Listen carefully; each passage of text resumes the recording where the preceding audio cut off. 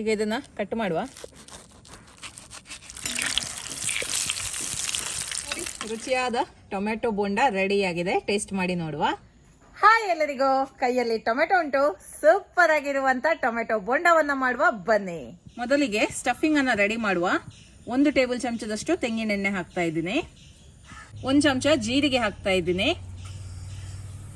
1 ಚಮಚ ಕೊತ್ತಂಬರಿ ಬೀಜ, ಇದನ್ನ ನಾನು ಕ್ರಶ್ ಮಾಡಿದ್ದೀನಿ. ಸ್ವಲ್ಪ ಇದನ್ನ ಕುಟ್ಟಿಕೊಂಡು ಹಾಕಿದ್ರೆ ಆಯ್ತು, ಒಳ್ಳೇದಾಗ್ತದೆ. 2 ಹಸಿಮೆಣಸಿನಕಾಯಿ ಚಿಕ್ಕ ಚಿಕ್ಕದಾಗಿ ಕಟ್ ಮಾಡಿದ್ದೀನಿ.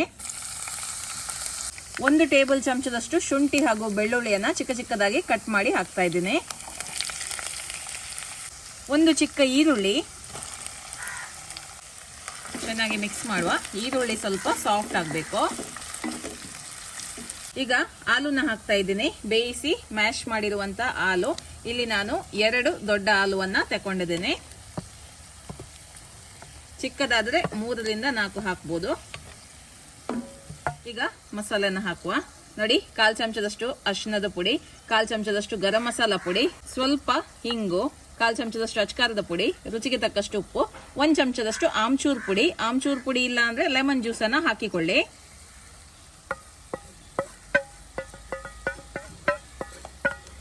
ಸ್ವಲ್ಪ ಕೊತ್ತಂಬರಿ ಸೊಪ್ಪು. ಚೆನ್ನಾಗಿ ಒಮ್ಮೆ ಮಿಕ್ಸ್ ಮಾಡಿ 1-2 ನಿಮಿಷ ಫ್ರೈ ಮಾಡಿ ಮತ್ತೆ ಅದನ್ನು ಆಫ್ ಮಾಡಿ ಸೈಡಲ್ಲಿ ಇಟ್ಟರೆ ಆಯಿತು. ಸ್ಟಫಿಂಗ್ ರೆಡಿ ಆಗುತ್ತೆ. ಸಿಂಪಲ್ ಸ್ಟಫಿಂಗ್ ಇದು. ನಿಮ್ಗೆ ಯಾವ ರೀತಿ ಬೇಕು ನೋಡಿ ಆ ರೀತಿ ನೀವು ಸ್ಟಫಿಂಗ್ ಅನ್ನ ಮಾಡ್ಬೋದು. ಓಕೆ, ಒಳ್ಳೆ ರೀತಿಯಲ್ಲಿ ಮಿಕ್ಸ್ ಮಾಡುವವರೆಗೆ ಇದನ್ನ ಈ ತರ ಫ್ರೈ ಮಾಡಿದ್ರೆ ಆಯ್ತು. ಒಳ್ಳೆ ಮ್ಯಾಶ್ ಮಾಡ್ಕೊಳ್ಳಿ. ಅದನ್ನ ಚೆನ್ನಾಗಿ ಮಸಾಲೆ ಎಲ್ಲ ಮಿಕ್ಸ್ ಆಗಲಿ. ಓಕೆ, ಈಗ ಸ್ಟಫಿಂಗ್ ರೆಡಿ ಆಗಿದೆ. ಬೋಂಡ ಮಾಡ್ಲಿಕ್ಕೆ ಹಿಟ್ಟನ್ನ ರೆಡಿ ಮಾಡುವ.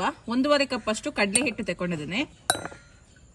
1/4 ಕಪ್ ಅಷ್ಟು ಅಕ್ಕಿ ಹಿಟ್ಟು, 1 ಚಮಚದಷ್ಟು ಓಂ ಕಾಳು, ಸ್ವಲ್ಪ ಉಪ್ಪು, 1 ಚಿಟಿಕೆಯಷ್ಟು ಅಡುಗೆ ಸೋಡಾ. ಬೇಕಿದ್ರೆ ಮಾತ್ರ ಹಾಕಿಕೊಳ್ಳಿ, ಬೇಡ ಅಂತ ಆದ್ರೆ ಸ್ಕಿಪ್ ಮಾಡ್ಕೊಳ್ಳಿ. ಸ್ವಲ್ಪನೇ ನೀರು ಹಾಕಿ ಹಿಟ್ಟನ್ನ ರೆಡಿ ಮಾಡುವ. ತುಂಬ ತೆಳು ಮಾಡ್ಲಿಕ್ಕಿಲ್ಲ, ಸ್ವಲ್ಪ ಇದು ನೀವು ಗಟ್ಟಿಯಾಗೇ ಇಡಬೇಕು ಈ ಹಿಟ್ಟನ್ನ. ಓಕೆ, ಬಜ್ಜಿ ಮಾಡಲಿಕ್ಕೆ ಈಸಿ ಆಗುತ್ತೆ. ಆಗ ತುಂಬ ಸುಲಭದಲ್ಲಿ ಬಜ್ಜಿ ಮಾಡ್ಬೋದು.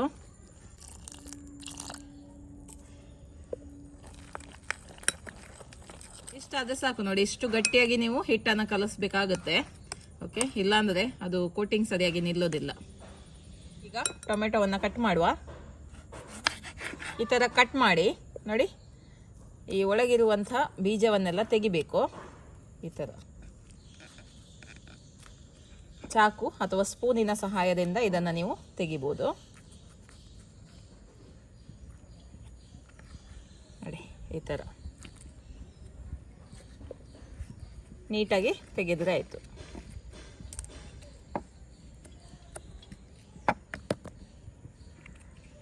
ನೀವು ಈ ಒಳಗಿರುವಂಥ ಬೀಜವನ್ನು ತಿನ್ನುವುದಾದರೆ ಯಾವುದಾದ್ರೂ ಪದಾರ್ಥಕ್ಕೆ ಯೂಸ್ ಮಾಡ್ಬೋದು, ಅಥವಾ ತಿನ್ನಲ್ಲ ಅಂದರೆ ನೀವು ಅದನ್ನು ಬಿಸಾಕ್ಬೋದು. ನಿಮ್ಗೆ ಬೇಕಿದೆ ಇದನ್ನು ಯೂಸ್ ಕೂಡ ಮಾಡ್ಬೋದು.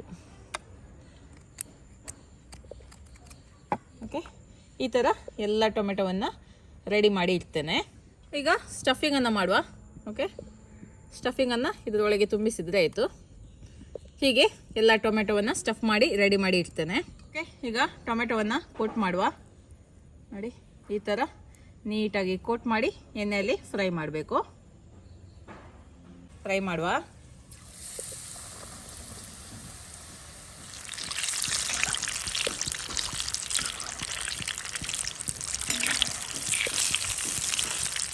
ಮೀಡಿಯಂ ಫ್ಲೇಮಲ್ಲಿ ಇದನ್ನು ಫ್ರೈ ಮಾಡಿದರೆ ಆಯಿತು. ಇದು ಒಳ್ಳೆ ರೀತಿಯಲ್ಲಿ ಫ್ರೈ ಆಗಿದೆ ನೋಡಿ, ಹೊರಗಡೆಯಿಂದ ಕ್ರಿಸ್ಪಿ ಆಗಿದೆ. ತೆಗೆದು ಬಿಡುವ.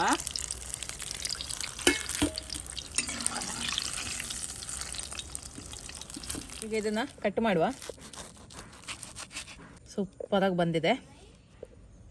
ಸ್ವಲ್ಪ ಈರುಳ್ಳಿ, ನಿಮಗೆ ಬೇಕಾದಾಗ ಇದನ್ನು ಗಾರ್ನಿಷ್ ಮಾಡ್ಬೋದು, ಅಥವಾ ಹೀಗೇನೆ ಡೈರೆಕ್ಟಾಗಿ ಕೂಡ ಸರ್ವ್ ಮಾಡ್ಬೋದು, ತೊಂದರೆ ಏನಿಲ್ಲ. ಕೊತ್ತಂಬರಿ ಸೊಪ್ಪು,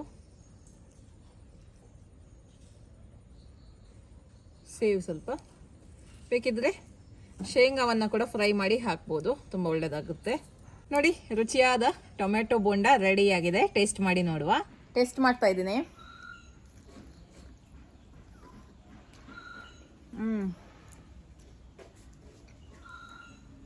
ತುಂಬ ಚೆನ್ನಾಗಿದೆ. ಒಂದೊಳ್ಳೆ ಸ್ನ್ಯಾಕ್ ಇದು.